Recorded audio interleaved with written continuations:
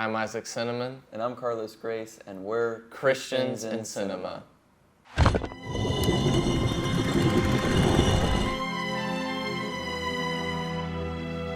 Today we're going to be reviewing the Lord of the Rings trilogy. Whoop, whoop. Yes, That's finally. Very exciting. Actually getting into the meat of the podcast, getting into some movies. And we've jumped off into one of the longest franchises of all time. One of the longest trilogies, I'll say. That one of the longest is trilogies. out there. Yeah, it's like 9 hours of content, Yes. basically. Not including the extended edition. So if since the last episode you somehow went through and watched all of it, props to you. Thank you. And I think you're really gonna get a lot out of this episode. I hope so. We watched all three of them, not the extended editions, but Sadly. went through the trilogy. You've seen the trilogy a couple times before, I've right? seen it, yeah, twice going through. So, what's your relationship to Lord of the Rings? Okay. Are we going back to the books or? Yeah. Okay. At all. I'll try and do it as quick as I can. 7th grade, my friend asked me to borrow my Harry Potter book. Okay. And I brought it to class because we sat next to each other. And he, for some reason, brought the Hobbit book. And he was like, the 2 greatest books, fantasy franchises of all time. And I was like, hey, since you're borrowing my Harry Potter book, can I borrow the Hobbit book? And he was like, yeah, sure. And ever since then, I've loved Lord of the Rings and the Hobbit, and I've read through Lord of the Rings, and then watched the films, of course. And so I've always liked it since I was fairly young, I would say, 7th grade. What about you? Yeah, I don't think I've ever gotten through all the books. Mm-hmm. I've definitely, I feel started the Fellowship multiple times. Sure. And gotten a certain point through, but I don't think I've gotten all the way through. Okay. I've watched the trilogy probably twice before this. Okay. My parents really enjoy Lord of the Rings, and so they kind of got me into it. And yeah, it was never one of my biggest fandoms, but it was definitely something that I was aware of. Cool. But it was good to kind of go back through it with fresh eyes and really filmmaker eyes for the first time. Yeah, filmmaker eyes. Yeah. There is going to be spoilers about all 3 films. So if you haven't watched it, maybe go watch it and then Spoiler come warning. back to the Absolutely. episode. Yeah. We're going to spoil the heck fire out. Oh my goodness. 9 hours of spoiling. I'm kidding. No. Please, no. No. Okay. We'll try to condense it best we can. There's a lot to go through, not just because of how long it is, but this is some rich stuff. Yeah, there's a lot of themes in here that we want to talk about. Especially for this podcast, I'd say. Yeah. And you kind of were telling me the reason for that. Sure. You want to get into the backstory a little bit? So obviously, if you don't know who J.R.R. Tolkien is, he wrote The Hobbit and The Lord of the Rings. The Hobbit came out in 1937, and I think Lord of the Rings came out in 1952 or 53. Crazy. And so he is Catholic, so when he was writing The Lord of the Rings, he wasn't actually trying to make it any religious or spiritual in any kind of way, it seems. He just was kind of writing a fantasy book. But it turned out to have a lot of themes from Christianity. And he has a quote here that says, "The Lord of the Rings is of course fundamentally religious and Catholic work. Unconsciously so at first, but consciously in the revision." Yes. So we're going to kind of tackle that a little bit in the films. Yeah. Obviously, with any kind of film adaptation, you lose a lot from the books. As rich as the films are, the books have so much in them. Mm-hmm. But that being said, Tolkien made it clear that there are Christian themes to be found in this, which is why it's kind of a good jumping point to be the creator of it has said, hey, go looking for this stuff. So that's what we're going to do. Yeah. And hey, even better yet, why don't you read all of the books, Oh, no. watch all of the movies, and then come back, okay? They're never going to come back. Okay. You guys, it might be a year later. You sent them on a mission. It might literally be a year later. That's it takes you the course of how long it took them to actually get through the story. A whole year. Oh man, you don't have to do that. We're gonna try to go film by film, just point out the different things we've noticed, and let's go for it. Starting off with the Fellowship of the Ring. The Fellowship of the Ring. Very nice, peaceful start. I really like Fellowship. I do too.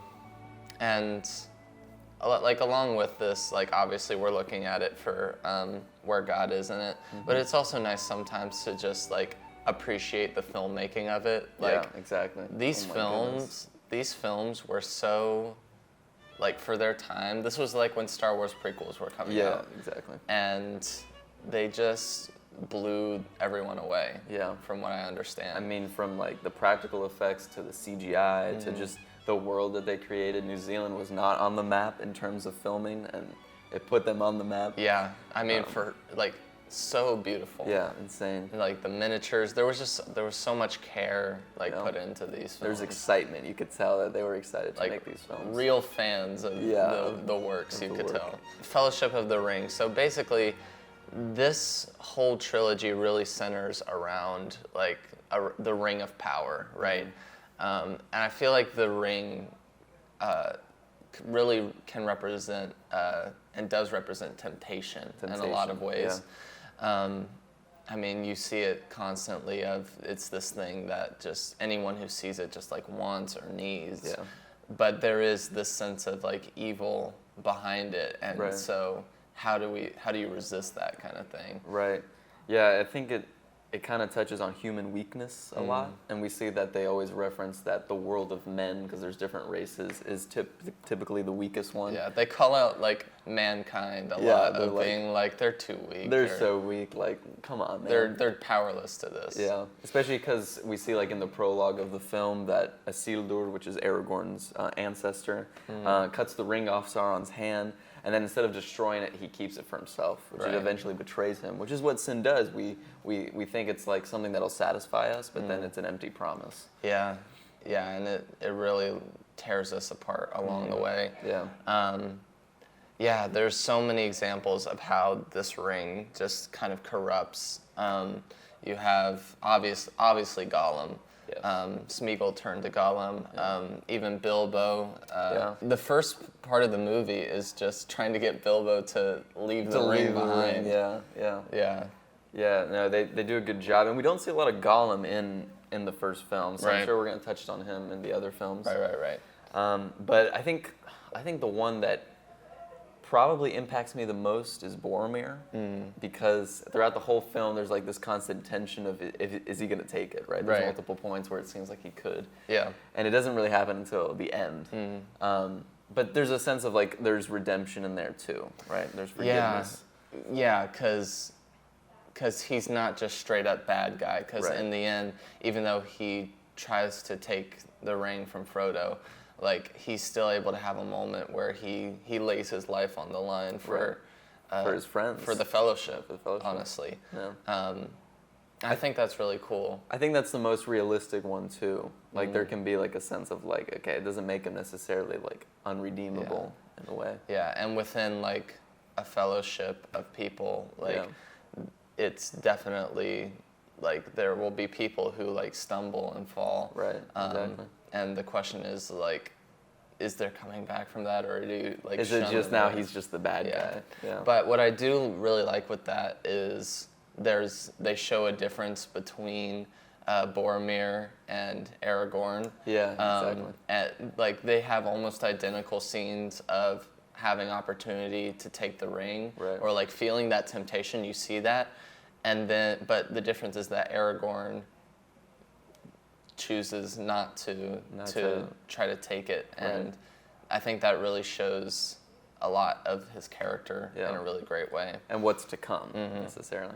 Yeah. And talking about Aragorn and all these people, we're going to talk about the Christ figures that are in the movie. Yeah, I had no idea about this, but you said that like there's like 3 that are kind of called out 3 main ones. by yeah. Tolkien or just by people in general. I think maybe by Tolkien. I feel like it's people in general. Like they've identified it. Like these are kind of the 3. The first one's obviously Frodo, right? He kind of represents the sacrifice and the being innocent while taking this heavy burden, this load of sin, and has to destroy it. Then there's Gandalf. He represents the kind of prophetic prophecy, but also the resurrection. Yeah, He resurrects. he really he's pretty Yeah. like Aslan to Narnia Yeah. is kind of Gandalf yeah. to Yeah, to Lord of the to Rings. Lord of the Rings, exactly. And then Aragorn is the coming king, the rightful heir, the leader as well, because we see in the first two films he's kind of an exile. Like Boromir says, like, we don't need you as king.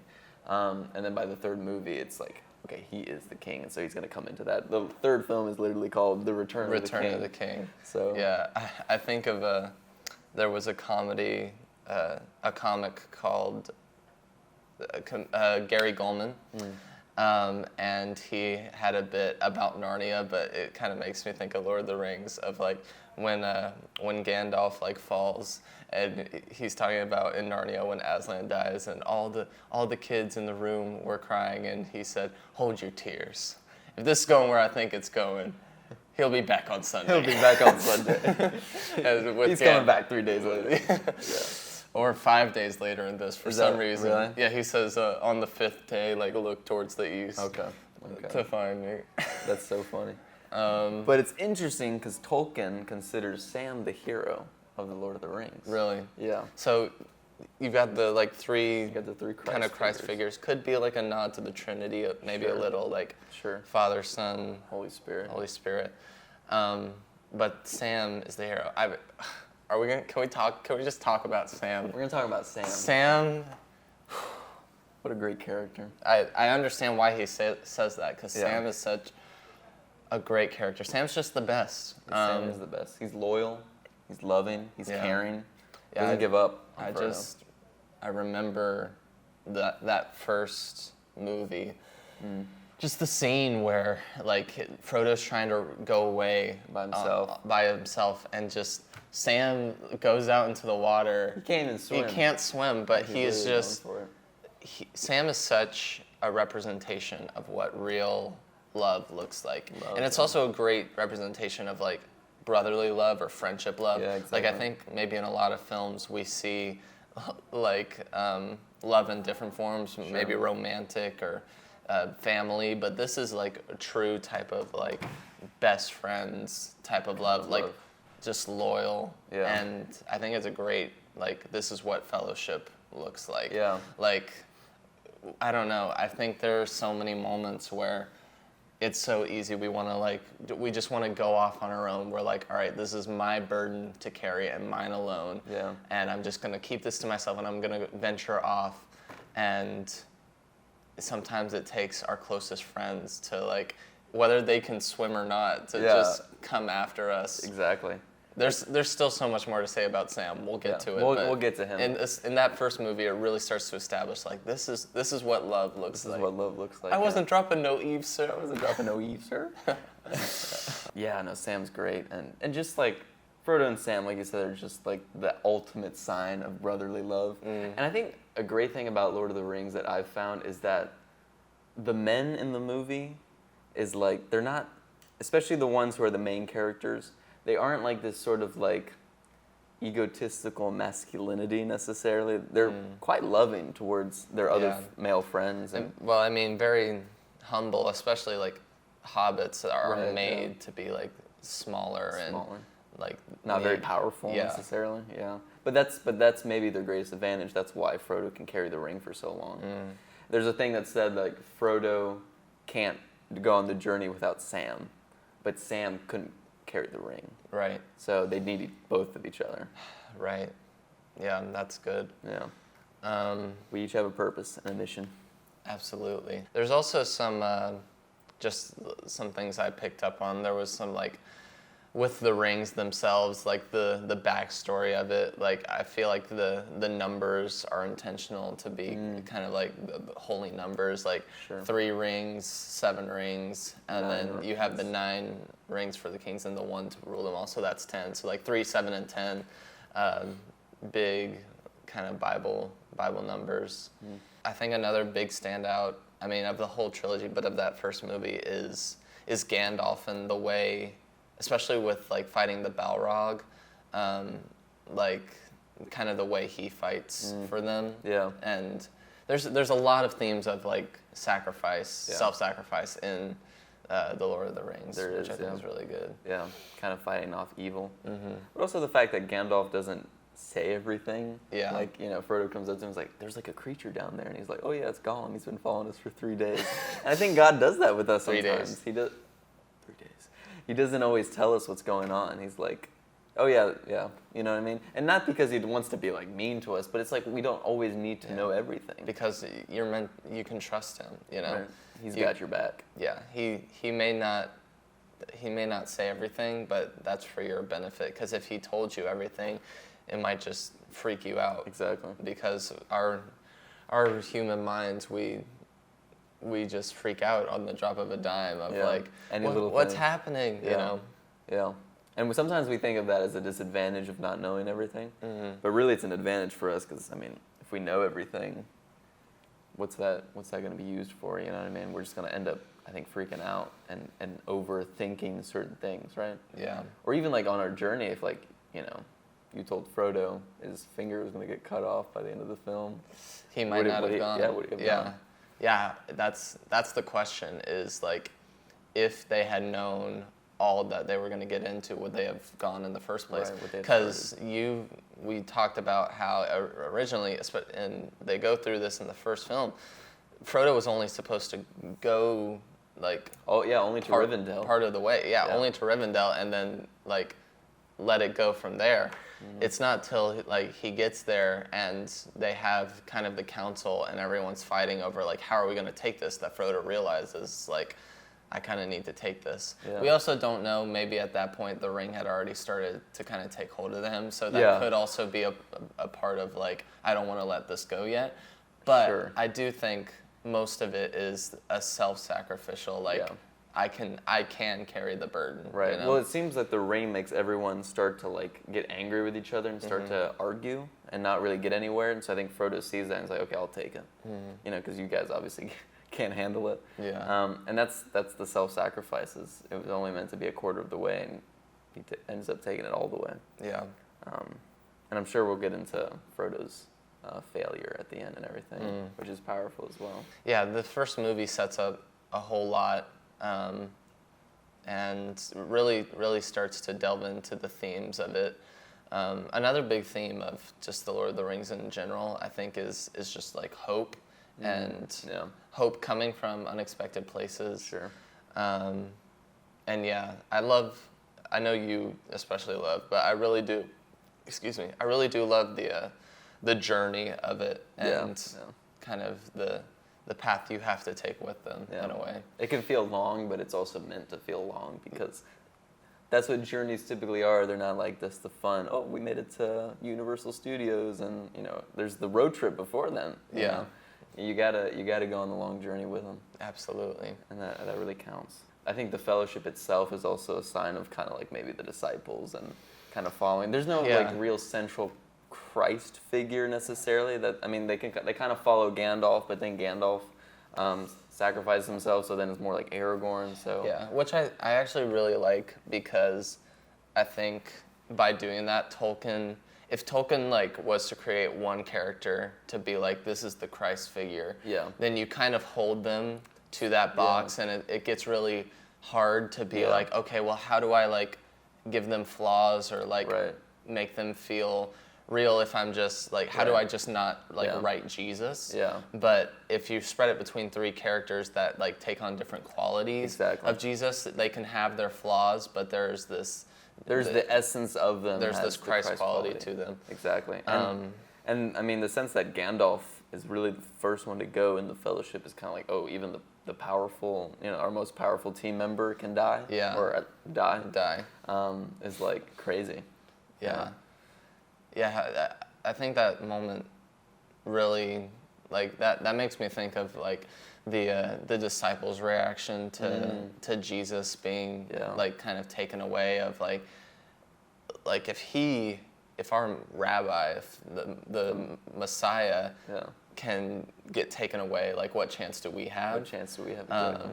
Not realizing that that's exactly what he came here to do. Exactly. Yeah. Yeah, I mean, fellowship is literally in the name of the first movie, and it sets up this core group that almost immediately gets split apart, and it takes the whole trilogy to get them all back together again. Exactly.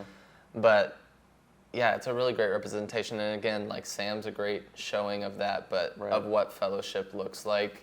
You know, it's not perfect, it's messy, it's it's complicated, and there are people who fall or who have different goals within that group. Yeah. But it's all under, like, we're all trying to go the same direction. Right. And keeping each other accountable and whatnot. Exactly. And I think the ending as well is super important because they split off at the end. It's called the breaking of the fellowship in the book, and I think it's true that sometimes we may not want to, but we're gonna have to eventually. Like, there are times where we have to break apart from certain people, not because they're bad necessarily, but we have a different mission and they have a different mission, and they could be the same goal in the end. Yeah. But there's a sense of like departing as well. That makes me think of that part in the scriptures where they cover in The Chosen, but where Jesus like sends them out in like pairs of 2 to like different cities to preach the gospel. To cast out demons, preach the gospel. It's like that's like kind of the first time the group like has to separate, but there's still a fellowship. Right. Yeah. You know, they're still connected by that one mission. But sometimes there are seasons where we have to be called to different spots. And we see that with like missionaries or people, you know, not even missionaries, just people who have to do certain jobs, right? Like as filmmakers, I'm sure we're gonna have to go around and do things, like go to places and stuff. Probably not together either. Yeah. You know. Unfortunately. So, I mean, good riddance, right? Okay. Sorry. Yeah. Oh, wait, before we leave the go first movie, one thing has to be addressed.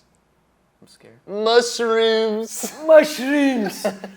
we quote that all the time. We'll go around and we're like, mushrooms! Okay, let's give context on. I'm sure we'll add in the scene somewhere. It's so stupid.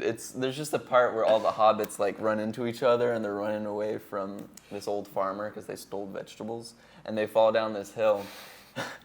And they're like, oh, it was a shortcut. And Sam's like, a shortcut to what? And then the one guy's like, mushrooms! The one guy, you mean Pippin? Pippins. Yeah, I'm sorry, Pippin. Shout out to Pippin. Fake fan over here. Oh my goodness, I'm sorry. Yeah, but he's Scottish, so he does it with his Scottish accent. Yeah.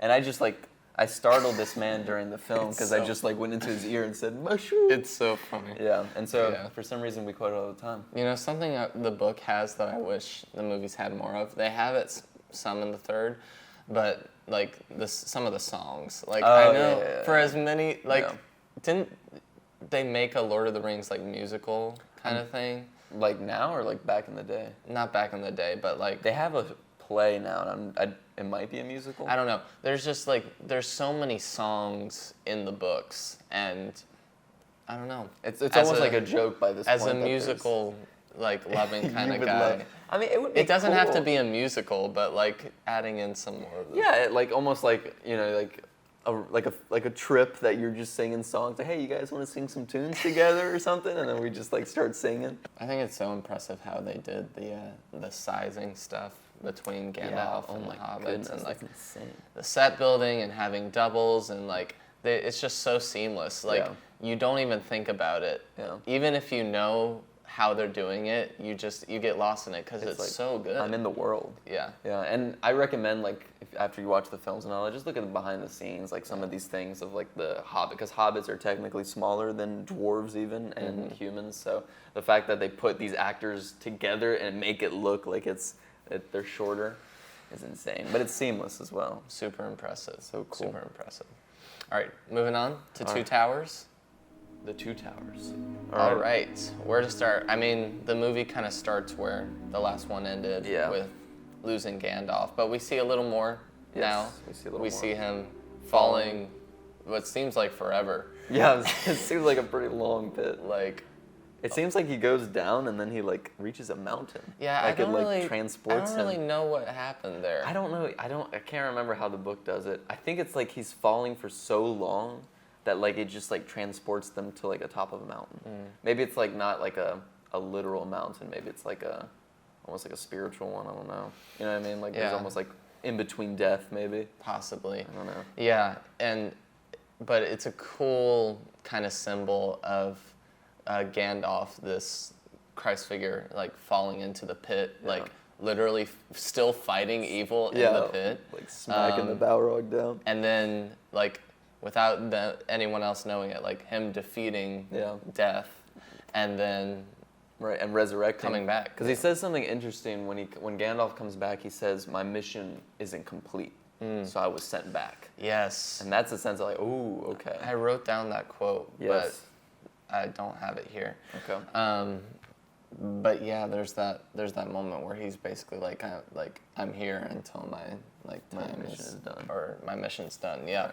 This is Gandalf, but this is from The Hobbit. This isn't from The Lord of the Rings. So this is a part where Galadriel, which is one of the most powerful elves, asks Gandalf why he chose Bilbo for this journey for The Hobbit. This Bilbo's Frodo's uncle. Wait, why choose this weak, Little unqualified, just tiny hobbit. random guy? Yeah. Who doesn't like adventure, to put it on top. And Gandalf says, "Some believe it is only great power that can hold evil in check, but that is not what I have found. It is the small, everyday deeds of ordinary folk that keep the darkness at bay. Small acts of kindness and love. Why Bilbo Baggins? Perhaps because I am afraid and he gives me courage." So there's a lot to unpack there. I love that. I mean, we obviously believe that God does hold evil in check. But I think there is a sense, too, that God invites us to, like Paul, I think it's Paul, is like, do not fight evil with evil, but overcome evil with good. And so I think there is that thing of, like, even the small little things that we do, that just the random and small acts of kindness and love that we think is insignificant, I think also keeps the darkness at bay. Yeah, because in truth, like, I'm not Aragorn or Yeah, Legolas yeah. or like I'm Any not, of 'em.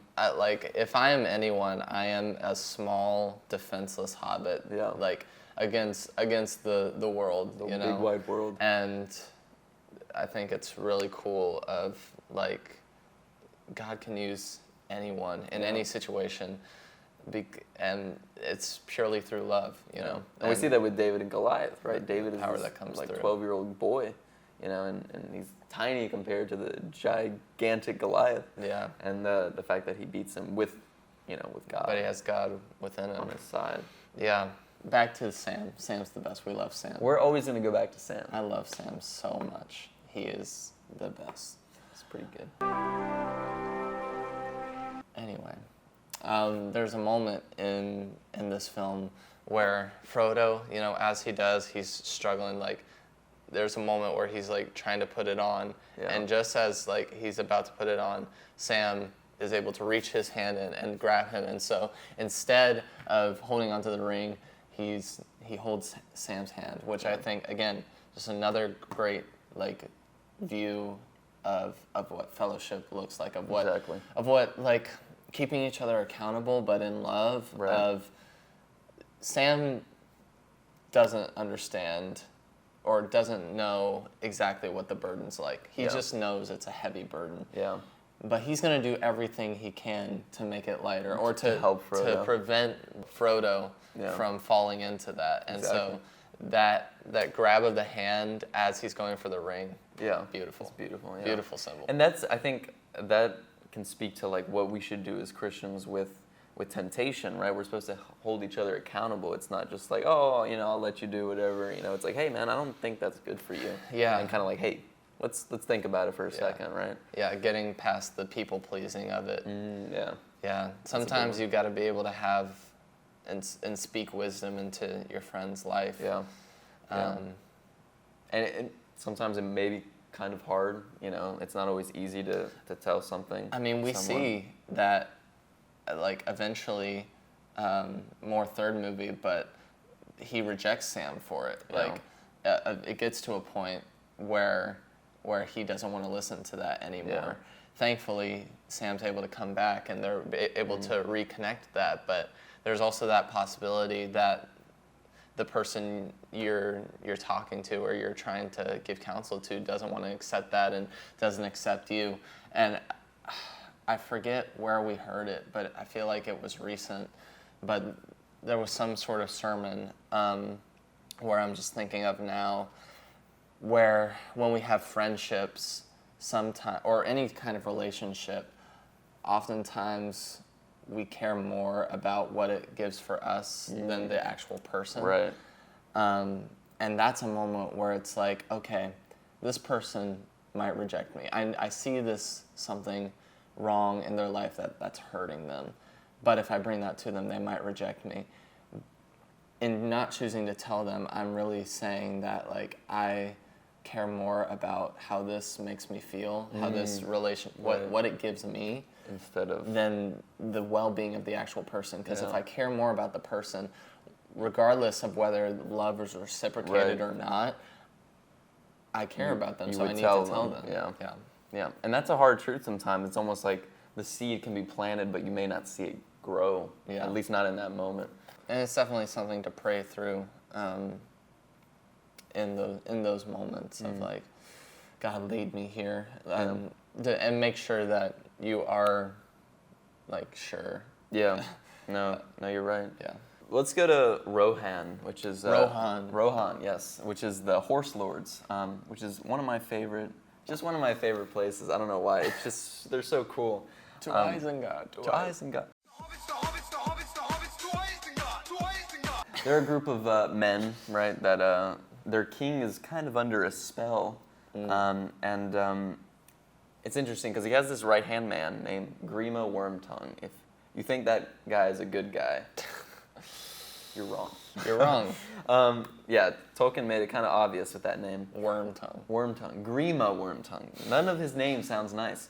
But I think actually the last name is the hint, is Wormtongue, right? What does he do with his tongue? The Bible says power of life and death is in the power of the tongue. And this king is, when we meet him, he's very old and like decrepit almost, but not old in like a good way. Old in like a old in a good way. old in a bad way. Like he's like phased. Like he looks bad. Yeah, he's almost like, it almost seems like he's blind. Like his eyes are just not there. And there's this right-hand man named Grima Wormtongue, and he's constantly like speaking into his ear. And we find out that he is Saruman's servant. Yeah. Which Saruman is a wizard who turns evil. He offers Gandalf to be evil with him, and he's like, no. And it's actually the reason why Gandalf becomes Gandalf the White, because he kind of supersedes Saruman. The lore. It's so much. We could go into it, guys. There's so much lore. But Grima Wormtongue constantly speaks lies into the king's ear, and we see how it has affected him and how it blinds him from the truth. Yeah. So much so to where Gandalf basically does an exorcism and casts out Saruman. Yeah, this isn't something I had seen before, but kind of looking for it this time. Like, Gandalf, like, basically embodying light. Yeah. Comes in, and they try to take a staff, and he's like, you wouldn't depart an old man from his staff, would you? Very Moses style almost, with, like, how he uses his staff. Yeah. And he comes in, and he basically exorcises this demon out of the king, even though it's like another wizard. It's and you have this whole moment where he's like, if you take me out, like he's gonna die too. Yeah. And Gandalf's like, you could not kill me, and you will not kill him. Exactly. And if you just hear Jesus in that, like it's just so cool. The enemy being like just lying to you, you know, like trying to make you think this, you know. And that whole scene is cool because he just walks in, and then they're all like fighting around him, and he's just walking straight, and he literally like takes off his cloak, and it's like all white.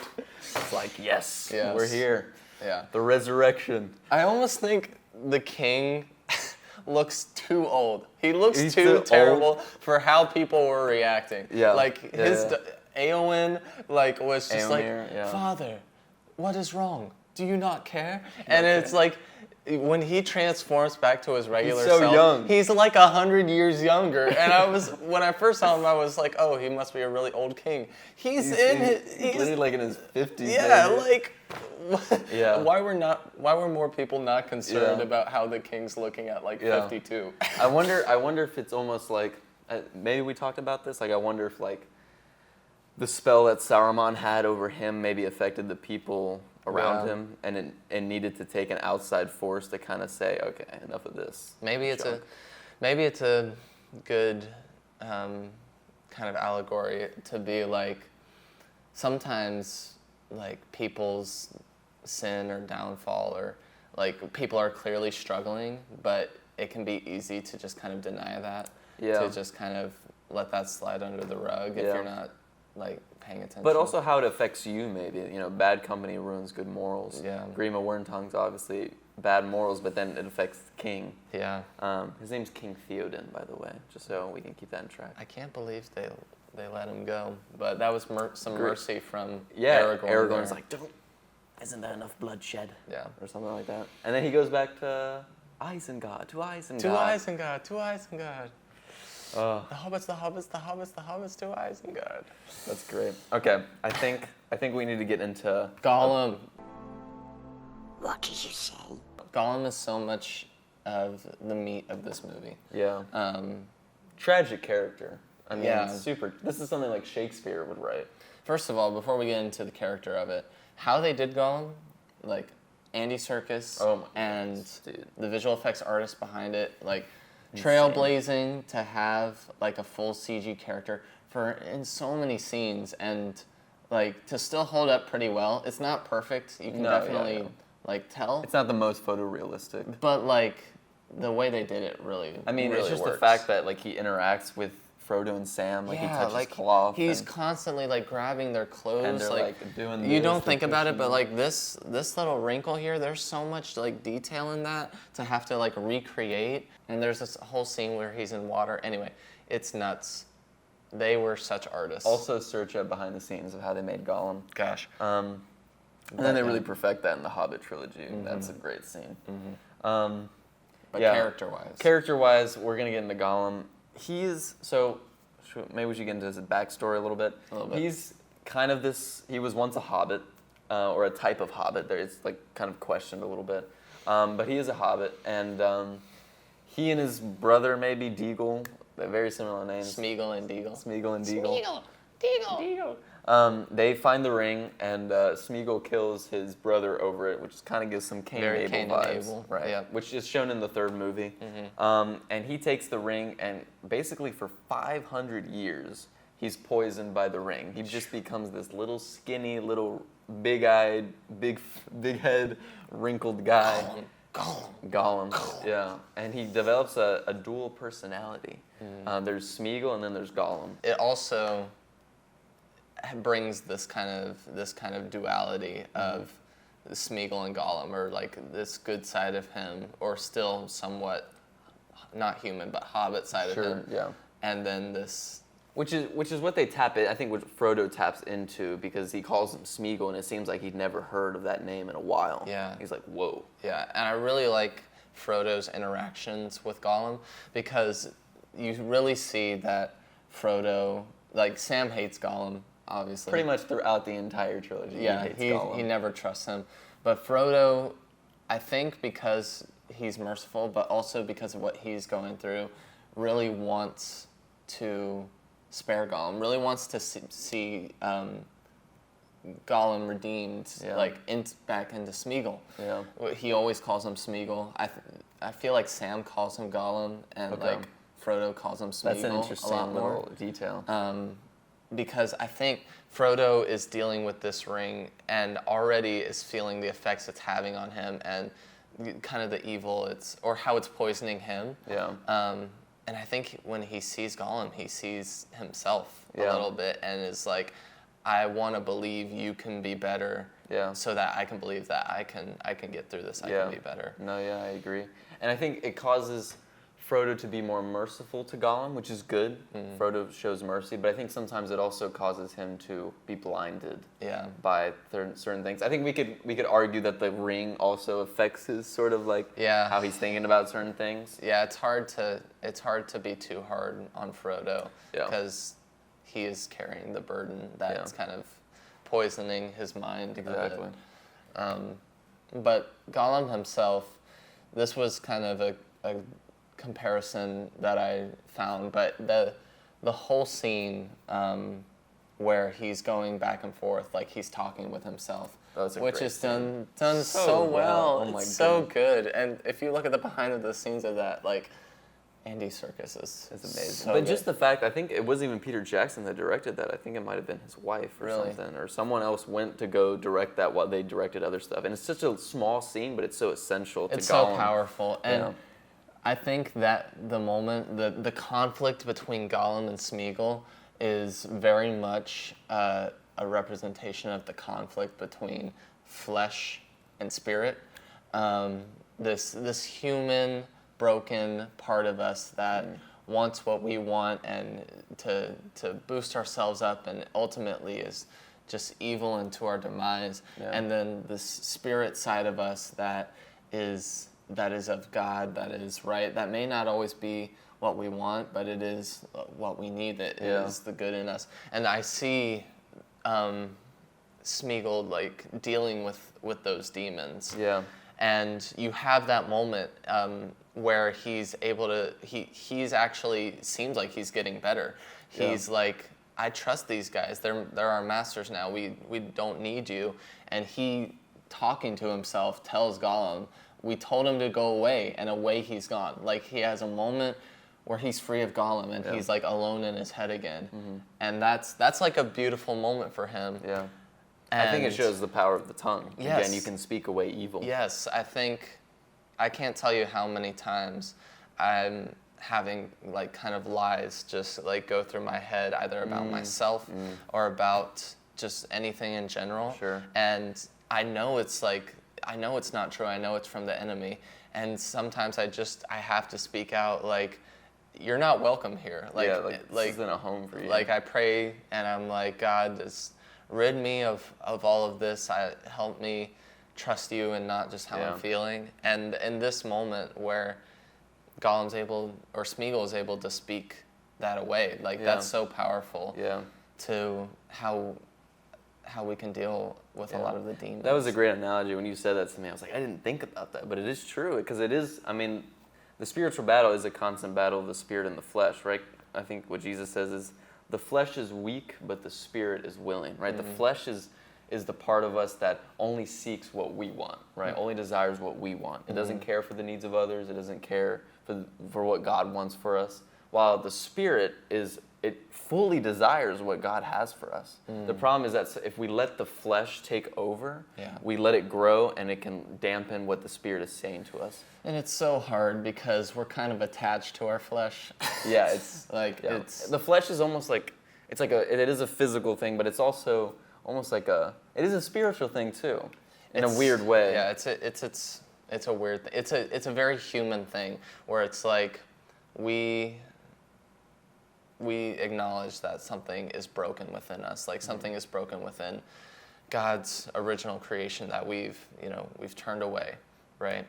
And with that, everyone who lives has this inclination to do some sort of wrong or something for me. Like, when kids grow up, like, they may lie because they like hear it from others, but often like these things that we do, it's just human nature. Like, we lie out of human nature because we're scared. We're scared, and it's got to be about me. Yeah. Why when someone confronts you about something, why do we get defensive? Yeah. Right? That's what the flesh is. That's the nature of it, is I know I need to protect myself. It's all about me. And that's so much of the Christian walk, is this moment with Gollum right here. So much of the Christian walk is crucifying that flesh, denying that flesh, even though it's very present, and it's very overwhelming of, I want this, I need this,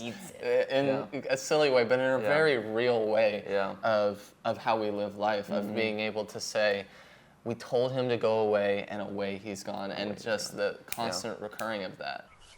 We told him to go away, and away he goes, precious. Yeah. And this is also what I like about this, because I think it goes deeper. Of it's not just that moment, and then Smeagol's he's good, just fine. Because later on, in I forget where it is, but basically the hobbits have been captured by the Gondor. Faramir, Legion, which is Faramir. Boromir's brother.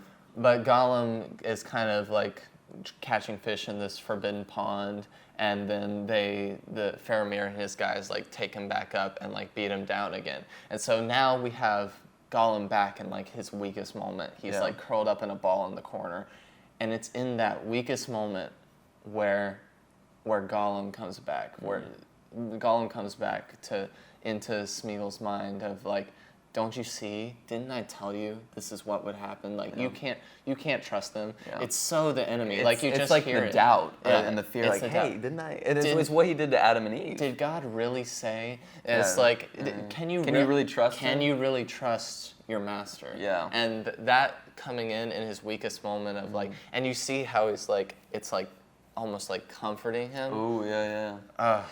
Yeah, Gollum is just, I think, probably one of the best written characters and just the best, like, in a film in the sense of, like, a broken, He's really complex. duality.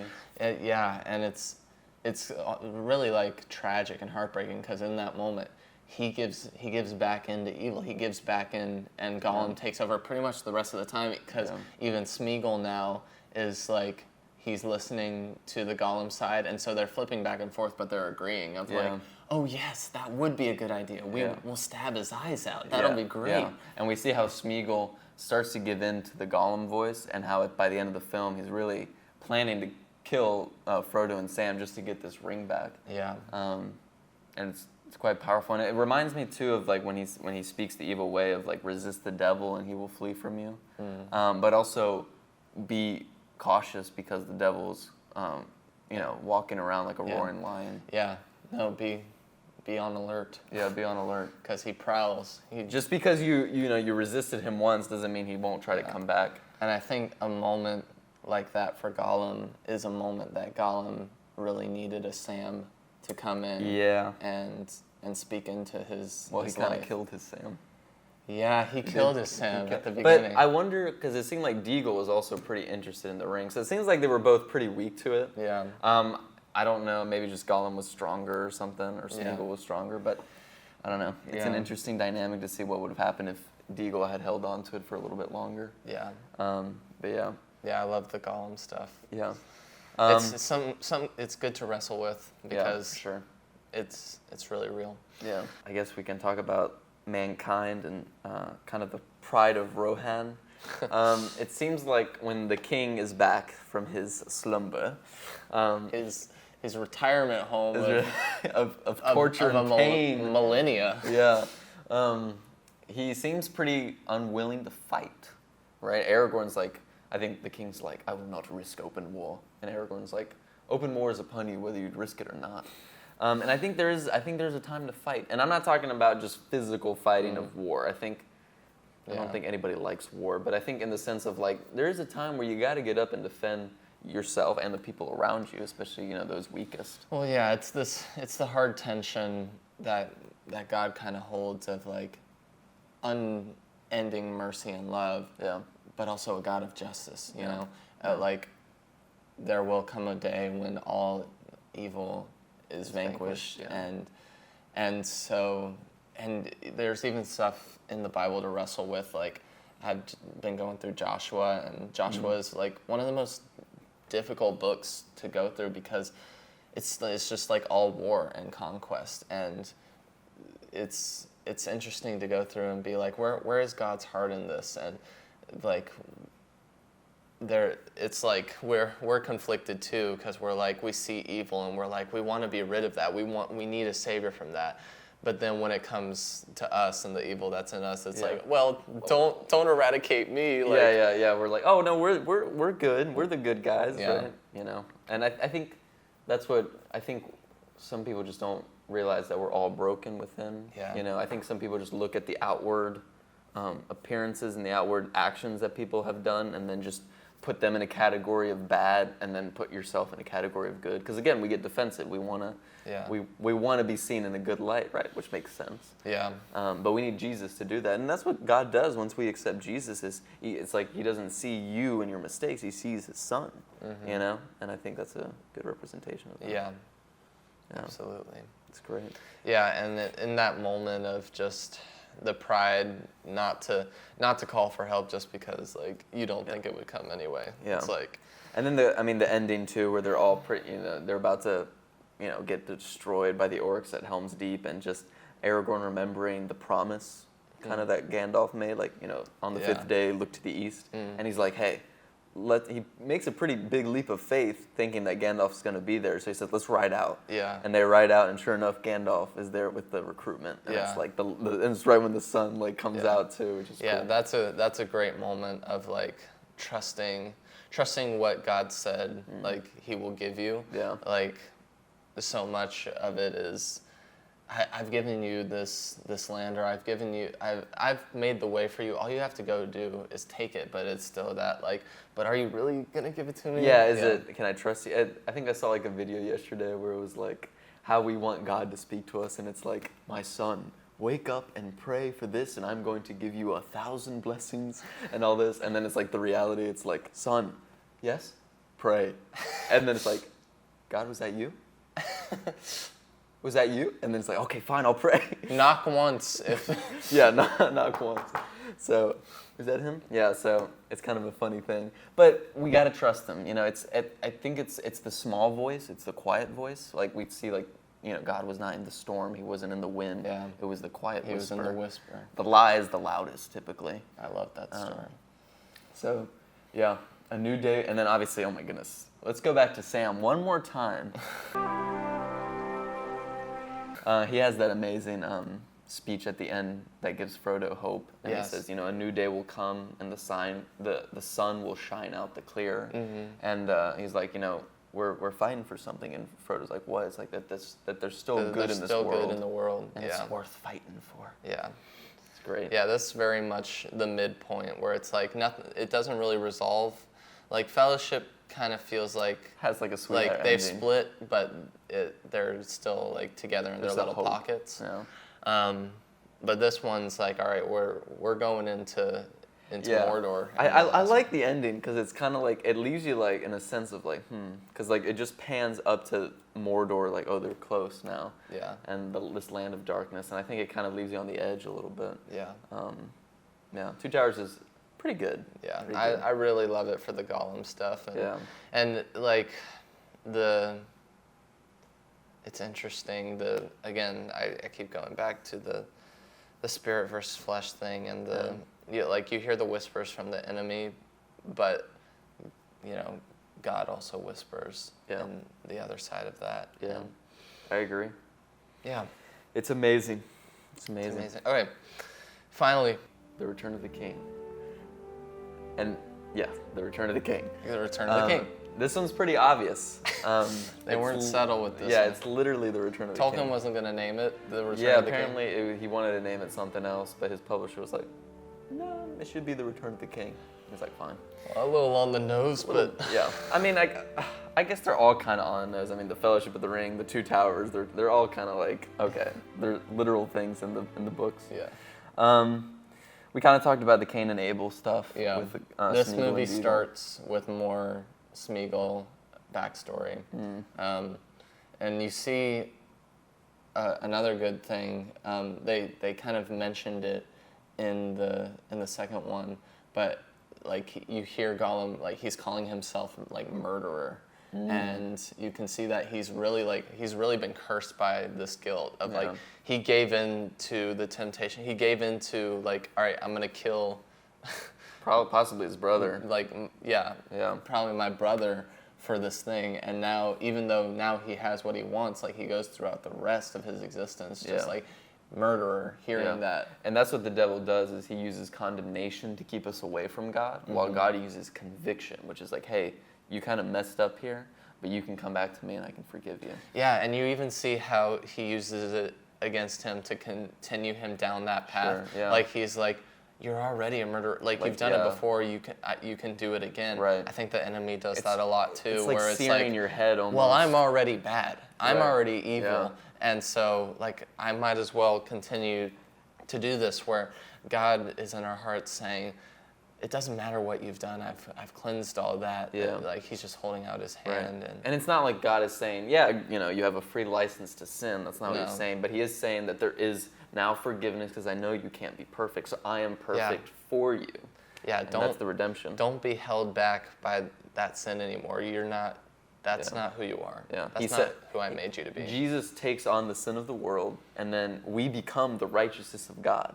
he becomes the sin and we become the righteousness. It's just such an unfair trade-off, Yeah. but it's because he loves us, and Yeah. that's what love does. Yeah. Right? I think he says to his disciples, no greater love is this than to lay one's life down for his friends. Yes. And then he I love says, that. I'm your friends, guys. you're my friends. Yes. Yes. So Yes. Yes. It's quite beautiful. It is. And yeah, so we talked about cursed by his guilt, time of celebration and time for battle. That's an interesting. Yeah. There's time for peace. There's time for war. Yeah, you have some moment at the beginning of this where, like Merry and Pippin have survived because they thought Yeah. they were dead. Yeah. Also, I love that scene in the. Is it the second one? I think it's the second one where they're like tracking. Merry and Where Pippin. Aragorn's like. Yeah. Anyway. Yeah. Sorry, side note. But they're saved, and so they're like celebrating, and it just reminded me of like there's that scripture where it's like there's a time for peace and there's a time for war. Yeah. There's a time for I'm just gonna find it. Give me a second. Riff for me. 1 second later. There's a time for everything and a season for every activity under the heavens. A time to be born and a time to die, a time to plant and a time to uproot, a time to kill and a time to heal, a time to tear down and a time to build, a time to weep and a time to laugh, a time to mourn and a time to dance, a time to scatter stones and a time to gather them, a time to embrace and a time to refrain from embracing, a time to search and a time to give up, a time to keep and a time to throw away, a time to tear and a time to mend, a time to be silent and a time to speak, a time to love and a time to hate, a time for war and a time for peace. That's Ecclesiastes 3, 1-8. And yeah, I don't know why this struck me in this moment, but so often I feel like I have to figure out like one way to do life with Jesus. Mm-hmm. Like I want to be consistent always in like how Sure. I'm feeling or what I'm doing. Sure. But it says it right there of like how there are different seasons for everything. Yeah. Like there's a time for peace. There's a time to hold back and to not hold back, but to just be with God and like really foster your relationship with Him. But then there's a time to go to battle and to look out to others around you, and like there's a time for celebration and like joy. Yeah. But there's also a time and a place for mourning, and Yeah. keeping those both, not being like, oh well, this means I'm failing and this means like life is good. It's like no, there's time for all of these things because Yeah. we're like fully rounded Sure. in this life. And is this the scene where they're like in Rohan and they're like celebrating with like beer and Yeah. drinking? Or is it Rohan? It might be. I think it's Yeah, Rohan. because I mean they've just won a giant battle, and it's like Yeah. even though there's still a battle ahead, Yeah. like I think God is a man, not a man. Let He's me a rephrase man. that. I think God is a God that wants His people to know how to celebrate and knows how to celebrate. Jesus turned water into wine. Like they called Jesus like a drunkard, and like Yeah. not because he was drunk, not but that he ever because got he- drunk, but he was because with people. like apparently Jesus was the guy you wanted to invite to a party. Yeah. And I think, maybe as Christians sometimes we feel like we have to, I don't know, be very like pious or Yeah. be very Yeah. caught, but there are times when like we're called to celebrate each other Good and celebration, together, yeah. to come together and to break bread. Yeah. Like don't forget that along with Yeah. it. And it's not out of like, we're not talking about like celebration of like we're heavy drinking and sex and all that. We're talking about like being with the people and being with them and showing that we care. Yeah. Because how else are you going to see the love of Christ, right? Mm-hmm. And it's again, it's not condoning sin. It's just being there with your friends, or with your family, or even strangers. Yeah. Getting to know people. Yeah. And we've done that here at SCAT. We haven't been to like parties, but we've been Yeah. to celebrations and we've been with people, and Yeah. it's quite special. Celebrate right? each other. We get to Yeah. talk. So and it's a nice little like quiet before the storm kind of thing. Yes. Yeah, and do we want to? Sam gives off Peter vibes. That's so funny to me. Yeah, go for it. It seems from the gospel stories and even Acts that he's a bit of a feisty dude. And that can be sometimes in a bad way and a good way. I think God uses it for a good way, especially in Acts. But when Jesus is in the garden and Judas comes to betray him and the guards come to take him away, Peter's like, okay, I need to defend Jesus right now. Yes. And so he pulls out a sword or something and cuts off one of the soldier's ear. And Jesus is like, Peter, my man, don't do that. And he literally picks up the ear and heals the soldier. He puts it back on. That's crazy. But yeah, Sam's very defensive of Frodo, especially against Gollum. He's quite violent towards Gollum in some cases. And, Yeah. and that can be, I think in some ways it's bad because he's being kind of hateful, right? Sam's not perfect either, although we love Sam. But it is that I need to defend. Yeah. Right? But I mean, there is good reason for it, but you do see a little bit of like some rage come out of him. Yeah, like a little bit of against Gollum. beating him up. Yeah. You know, like get out of here. But I mean, he is right. Gollum is, He does know the truth, and that's something that Frodo doesn't see necessarily. which can be hard, and that brings us like to the moment that we kind of talked about earlier. But like Frodo finally like rejects Sam, both because like he thinks that like Sam maybe ate food or something. I don't know. Yeah, Gollum's really tricked him, or really playing into his fear, because Gollum knows how Frodo's feeling about the ring, and so he starts playing into that, much like the enemy. He starts playing into that by being like, he wants to take that from you. He has been like eyeing it, and so you need to be worried about him, and so he starts playing into his fear. Yeah. About the only like loyal friend Frodo has in the moment. Yeah. So he like Frodo rejects him, and it's that moment of, even though Sam is right in protecting him and needs to speak that into his life, it's not always listened to. Yeah, and he tells him to go home. Frodo tells Sam to go home, and he does start walking away. And then Frodo gets to the Shelob's lair, which is the spider, the giant spider, that little gross thing. I can't tell you, there's been a couple times where I feel like I've tried to speak some sort of wisdom into a person's life, and either respectfully or not at all, they've kind of turned that down, and I've just had to sit on this cliff right here and watch them go up into a spider's den to be eaten. Yeah, a bit eaten, yeah. But then that's the special part, is that Frodo goes into the spider's den without Sam. Gollum betrays him, right? The spider's obviously there to eat. I don't know how Gollum was thinking about getting that ring if it was in the belly of the spider. Maybe he made a deal with her or something. And so there's a cool moment where Frodo falls down. He's like, it's like this dark, dangerous, like cavernous place, and he falls, and he's in this green like meadow. And Galadriel, the kind of like an elf queen, which we see in the first film and a little bit in the second one, picks him up. Right? And it's such a quick scene. This moment. But it's kind of what God does. Like when we're at our lowest moment, we fall, he's there and he picks us back up because we got to keep going. And the artistry of that, of like he falls, but we see him land in like this green meadow. And he's all dirty and still, but it's still this kind of nice landscape. Yeah, and Galadriel basically lifts him up Picks again. him up, yeah. And she says something, I can't remember what she says, but I think it's like, if you do not find a way, no one will. And it's like, you got to do this. And it's kind of what Jesus did. No one can do what Jesus did because he's perfect.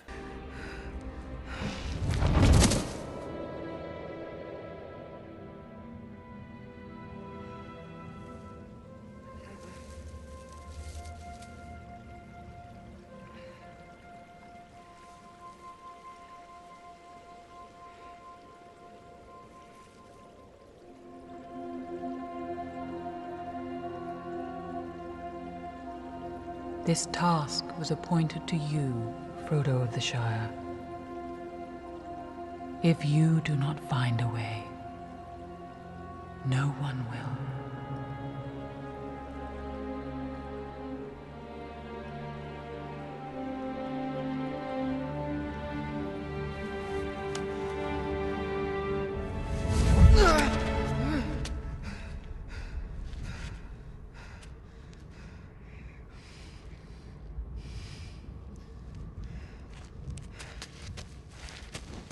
But then, the spider stabs Frodo and coils him up in her webs, and then the epic moment where Sam comes back and he's like,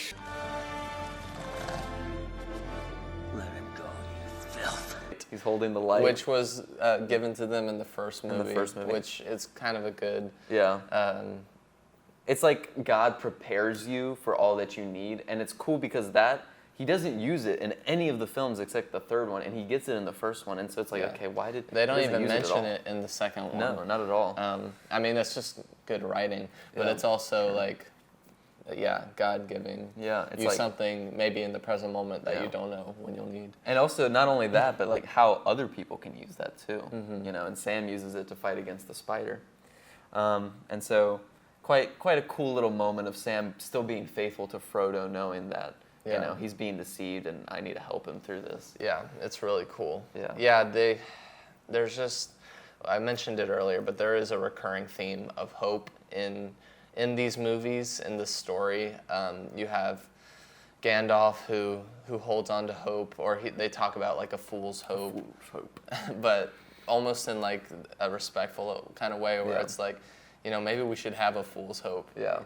Where it's like the childlike faith, right? Yeah. It's like, okay. It's like It may seem like it doesn't. foolish. Yeah, it doesn't seem like it makes sense. It may seem naive. Like our faith might seem like naive to others, but it is like that childlike faith of like, no, it's hope. Yeah. We have hope. We have hope. Yeah, quite beautiful. Yeah, there is some stuff in here with Aragorn, which you've told me has had like some like controversy around it. Some fan base. So you're talking about when he talks to the dead. Mm-hmm. So there's a part in the Bible where God says, do not talk to the dead, right? Because you're most likely not talking to the dead. Sure. You might be talking to something you don't want to be talking to that's pretending to be like the dead. There's like a whole that's into it, but you got like, and there's some maybe like backlash against that of like, Sure. oh, why are they talking to the dead in this? But I think you've just said it there. Yeah. It's like the heart behind it is because you're probably talking to demons. Right. And this is also like a completely fantastical story where it's literally fantasy world where physical. They're like a race of people, beings of like this, and we get caught up in the nitty gritty of it, just like I mean Gandalf being a wizard, and it's like I don't think this movie is inviting us to study witchcraft through Gandalf. Because witchcraft is also a thing that God does not call us to do, because it goes against the natural order of things which God created. If God would want us to have a certain power, He would give it to us and not leave it over there. It's like He doesn't want us to be. I don't think that's the message of this movie at all. No, and I mean, if you feel convicted, that's what we're always going to say, don't watch it, okay? If it's making you think, maybe I should do witchcraft or talk to the dead, then maybe don't watch The Lord of the Rings. But there's such a deeper meaning. I mean, literally it was written by a Catholic dude, who I'm sure read the scriptures and knew all about it. I'm not saying Tolkien is perfect and he knows everything, and that Lord of the Rings is perfect. It's made by man. Yeah. But there is a sense of like, we need to be careful not being legalistic in our mindset of trying to be like this kind of perfect, ordered religious thing, because we're never going to be perfect, right? Mm-hmm. And God can still speak to us through that. I think something we kind of had seen that might be a more something to question about it is we asked the question, is this trilogy, are we like glorifying war through this? Because in the books, the war parts or the battles are like only like a chapter or a couple chapters, and that's because Tolkien himself served and maybe didn't want to glorify war. Yeah, he served in World War I, and he lost like 4 of his friends. Yeah, but through this, but through the films, obviously the big action moments are these big battles, and I mean, I'm not gonna lie, like they're really cool. Yeah, the way epic. They're shot, they're epic, and I don't know. I just think that's a more interesting question of like there are a lot of films that do a great job of showing like the horrors of war, but this one feels a lot more, and because like one side is a lot more human, the other side is just Yeah. like these creatures or beings. Right. I think it's a lot easier for us to be like, well, yeah, get rid of those things. Yeah, those things have no good in them, and yeah, I think we can't like go into it again like with the dead. We can't like just like just analyze this thing as if it's like the most important thing in the world. Sure. Because it's not. It is an interesting question, and I think it's important to talk about it. But again, it's it's these orcs that are evil and trying to take over the world. And again, there is a time for battle, right? And it does. I think there are some parts where it does show the horrors of war, of like King Theoden dying and Eowyn kind of taking up, or Faramir getting like shot with arrows and then almost getting burned by his crazy father. Oh my gosh, that whole part Oh my is goodness. crazy. Also, the women in this movie. There's I think like Eowyn probably shines through the most. Probably. Like they give her the most of an arc of being like she wants to fight, and also so does Mary. Mary wants to fight. Mary wants to fight. But both of them are rejected, both because he's a hobbit and because she's a woman. Right. And so so they both have that connection. yeah, because they're they want able to fight. they're able to ride into battle together and fight despite who they are. Yeah. Yeah. Despite what I guess society tells them that they have to be or whatever, which is quite cool. But other than that, there's a funny video I showed Carlos that's like the cut of the Lord of the Rings where, or It's like every time a woman speaks to another woman, and it's like it does the whole lead up of the intro, and then it's this short clip of this little girl like coming up to talk to her mom, and then it's like directed by Peter Jackson. That's it. Yeah, and then it's like the epic music is going off. Yeah, it's a thing of like Lord of the Rings doesn't have a lot of women in it, or not a lot of like main lead women. Yeah. There's a lot like in the background, and that that's a question too of like is that unfair? Yeah. And I think it's interesting because every time a woman, like a main lead woman comes up, they're typically pretty powerful. Like Galadriel is like supposedly the most powerful elf. Arwen too, and then Eowyn obviously defeats the Witch King. But also, it's like both Arwen and Eowyn are also like love interests for Aragorn. So it's like, I don't know. It's not. I mean, if we're honest, it's very men oriented. Very men-oriented, and that's okay to acknowledge. I mean, the Fellowship is all guys. Yeah. So of differing heights. Have you watched any of the new like Lord of the Rings? The TV show? I have. I saw the first season. Because I know that focuses more in on Galadriel. Galadriel, and she's younger, which I don't know what that means because elves are immortal. There was backlash in the show, and I'm not necessarily agreeing with this or disagreeing. It's just kind of like they made Galadriel just kind of like this kind of like almost like no emotion kind of strong character. And people didn't really like that. Not because she isn't strong, but because it's just kind of boring when you have no kind of emotional arc. And she kind of does a little bit. There was like controversy with everything. People didn't really like it that much. I thought it was fine. I thought it was okay. I don't think it has the heart that the films have, even like The Hobbit. It's good to talk about. It's good to look on and be like, if we wanted to ever tell like stories similar to this, how could we do it differently? What different stories could we tell through it? Right. We also see through this, like the big battle at the end, you see that kind of what we were talking about, even though the Fellowship is separated, you have this group over here of like Aragorn and Gimli and Legolas, they kind of stick together the whole time. Yeah. And you have Gandalf and Pippin, and then you have like Frodo and Sam off. And Close to Mordor. Even though they're all separated, this group over here can get together and be like, we need to buy Frodo and Sam time. Like, we need to help them. So even though they're separated, they're able to come together still and distract the army. Right. They're trying to get all the orcs to go and like fight them so that Frodo and Sam can go across Mordor and destroy the ring. Which is great to be like, even if you're not within the same. Even in the same like world or realm, like you can still, help be each there other for out. each other. But also the fact of like they went in, Aragorn and the group went in knowing that they might die. Like Yeah. they can't go against the entire orc army. They can only hope that Frodo and Sam can get there in time to destroy it. Again, there's so much like self-sacrificial stuff in here from Aragorn and Gandalf and Frodo and Sam. Like Frodo has a point where Galadriel basically says like he's realized that he's not going to come back from this. Like he continues on this mission knowing that there probably won't be like a return journey like because you home. have that moment where Sam's like, I've rationed out enough stuff for the return journey, and Frodo kind of gives a look where it's like, yeah, I don't know about that. Yeah, but then later we see when they're in Mordor, like climbing the volcano, like he's trying to drink the water, and he's like, Sam's like, I don't think there will be a return journey home. It's like how he realizes that. Yeah. Insane. That scene's funny. Why? Because it's not funny. Oh, But because of the that water? moment where he's trying to get water, and Sam's like, I have a few drops left.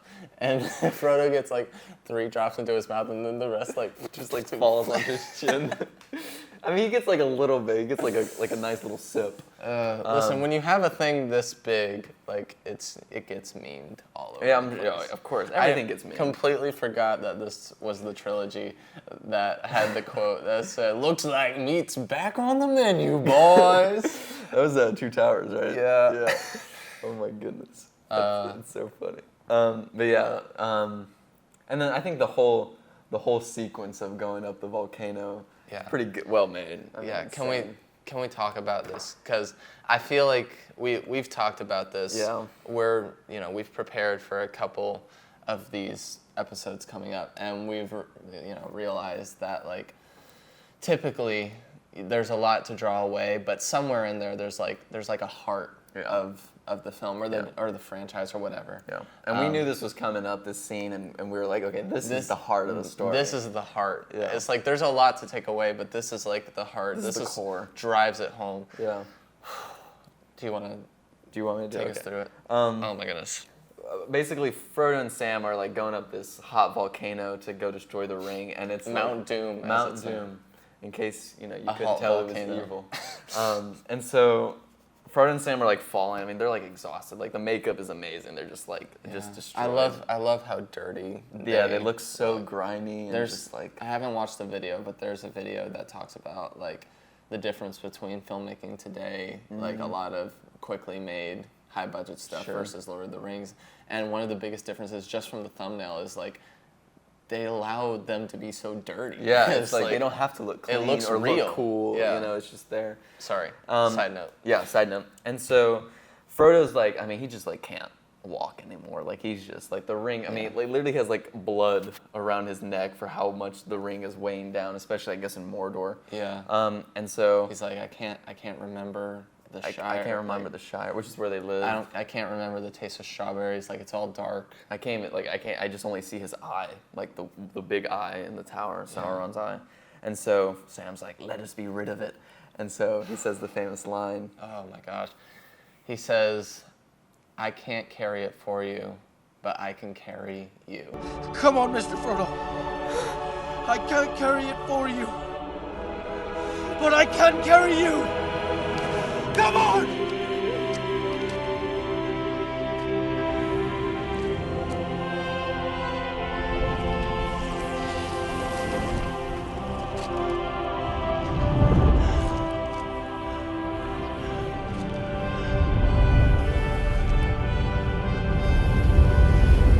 And that is so good. It's a moment where, and it's so real of, in truth, we can't carry each other's burdens for each other, right? Like I can't carry the burdens in your life. You can't carry the burdens. We can share it. We can help each have other lift an it up. understanding. Yeah. But ultimately, I can't. You can't. I can't get carry. everything I that can't have. carry it for you. Yeah. But we can carry each other. Yeah. I can carry you. You can carry me. And he lifts him up, and he walks him up the mountain. Yeah. I mean, it's so beautiful. And this guy's tired too. Like he hasn't had probably any water for a while, but he knows how much Frodo's struggling with the ring and recognizes that. Like I'm gonna do this for him. Yeah, and just he picks him up. Such loyalty. Like I see why Tolkien calls Sam the hero of the story, and it's just that's what I want, and I hope that's what real relationship and friendship and looks like, of meeting people where they're at, and when they can go no further, like when they're at their lowest, like you can carry. Yeah, it's almost the thing of like Jesus carrying us. Like when you see the footprints in the sand, then you know he carried you. That's where I was gonna go next. Yeah. Of like, and the other side of that is, like, obviously it applies fellowship wise. Sure. But then that's exactly what Jesus does for us. Yeah. He just like he takes up his cross. Like that cross is like our sin on his back. That's the burden. That's basically us on his back. Yeah. We can't carry each other's burdens necessarily, but he carries our burdens. Yeah. And he takes it upon himself. Yeah. And Yeah. And it's just great. It's just a yeah. great moment. And even with that, following along with that of Jesus carrying us, Sam gets Frodo all the way up the mountain and to where he needs to be. But then Frodo still has a choice. Yeah. Like, Sam carries him all the way up, but Sam still can't do it for him. He can't make the choice for him. That's similar with Jesus, is like, Jesus has already done the work. Jesus has carried us all the way up the mountain, something that we just physically could not do. Yeah. But we still stand with the choice to let go of the sin, of the temptation, of our submitting it, to get rid of our past life, really to crucify the flesh. Crucify the flesh. There's still that choice there to trust that or to not. Yeah. Which is hard, but is still so good. Yeah. And yet you have Sam saying, like, he says, just let it go. Like, what are you waiting for? Just let it go. I think that is the core of this movie, of like, whatever it is, whatever you're holding on to, whatever continues to come back and just feels like it's a burden, it's taking over your life. You can't carry it anymore.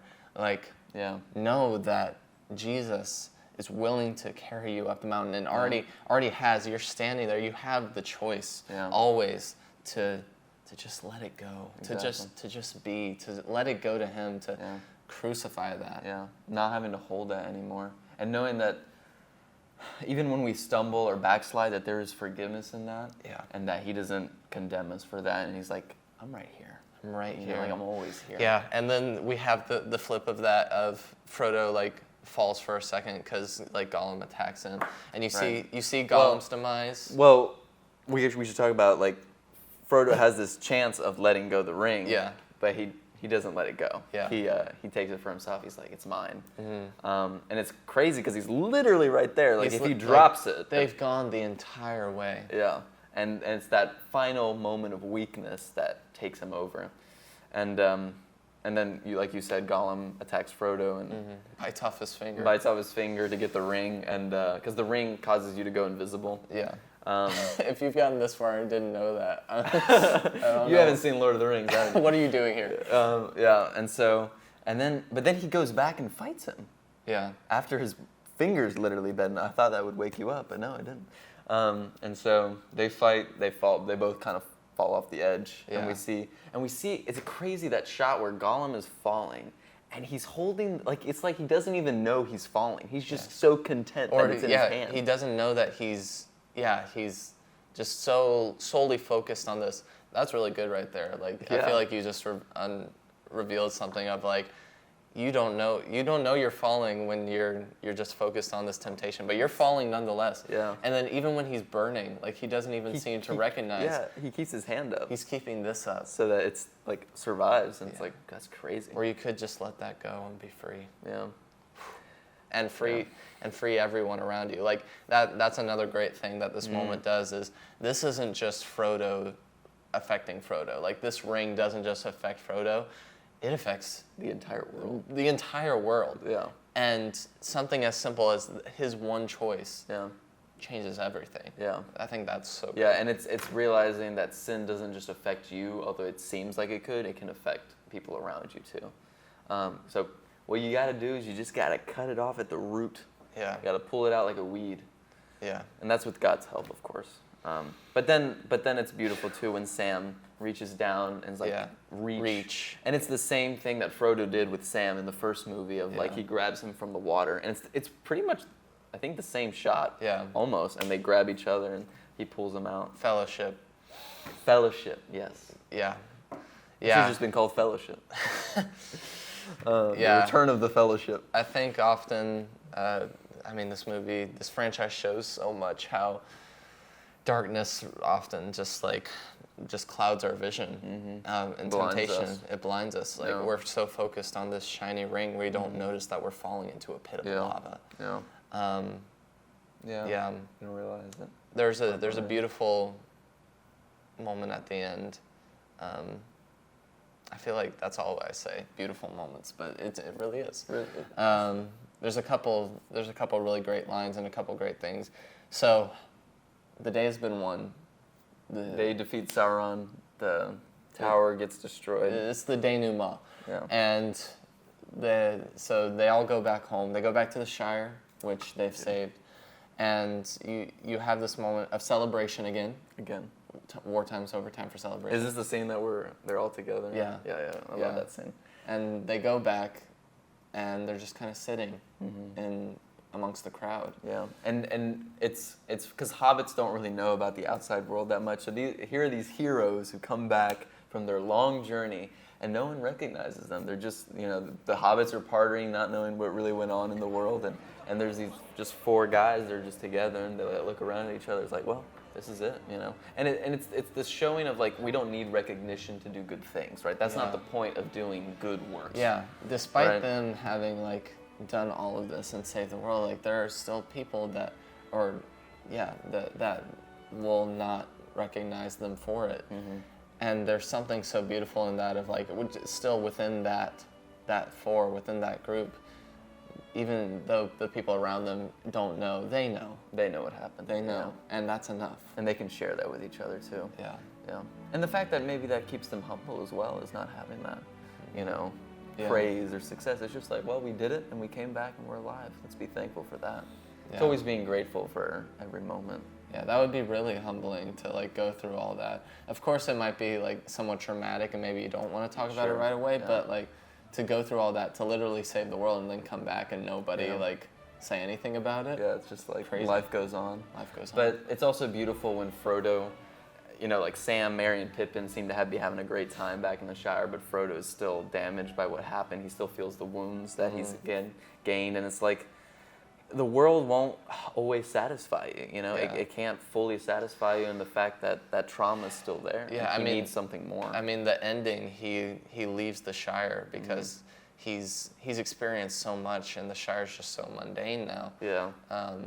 And can't fulfill him. Yeah, you brought up the great C.S. Lewis quote, which I think kind of applies to the situation. C.S. Lewis was the guy who wrote Chronicles of Narnia. Yeah, and they knew each other, right? Tolkien and C.S. Lewis were friends. It's actually, he said one of them, because C.S. Lewis was an atheist for a lot of his life, and then when he met Tolkien, it wasn't Tolkien that just did it, but he said a big part was having talks with Tolkien, which made him Christian. That's a great story, if you want to look into that. They had a fellowship, too. They had a little group. C.S. Lewis being hardcore atheist into one of the most influential Christian writers in the world. Yeah, a lot of his books are great, apologetics.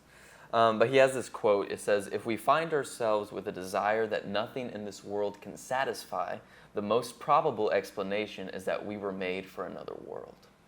Which I think really hits home for a lot of us, especially when we're in our darkest moments. Yeah, it's speaking to, there's something in us that nothing here, fame, money, whatever you pursue, nothing can satisfy. If that's the case, then clearly we are made, this isn't the end. Not even art can satisfy us. I mean, we like doing it, and we have fun, and we like enjoying it. But at the end of the day, it's all temporal, right? Where's the next project? When's the next book to read? It's it'll never satisfy you. Until you die. And we're not saying that those are bad things, right? It's part of life, and that's good, and God, obviously is revealing stuff through it, but it's not the main focus, and it's not the point necessarily, It's always to lead back. Only God satisfies, and He's gracious enough to allow us that connection with Him today. Yeah. And the fact that He understands why we like certain things, and he knows the desires of our heart and stuff, and uses that too to speak to us. I remember there's this one guy who was like, he would pray and he would get images of Rocky, like scenes from Rocky, and he was like, I just want to pray, like leave me alone, mind. And he talked to like a priest or something. He's like, yeah, just keep getting images of Rocky while I pray. And he's like, does Rocky mean something to you in your life? He's like, well, yeah, it's like one of my favorite films, and I've liked it since I was a kid. And he's like, maybe God's trying to speak to you through that in those images, in those scenes, that makes you feel something. I mean, there could always be the argue of like, oh, it's the enemy trying to distract you, which sure, but I think a lot of the times God can speak to us through the things that we like because it's what we understand too, right? That's why Jesus told parables, right? It's like so he could get these messages across in a simpler form. Yeah. So, quite amazing. Yeah. Have we done it? I think we've done it. I think we went through the Lord of the Rings.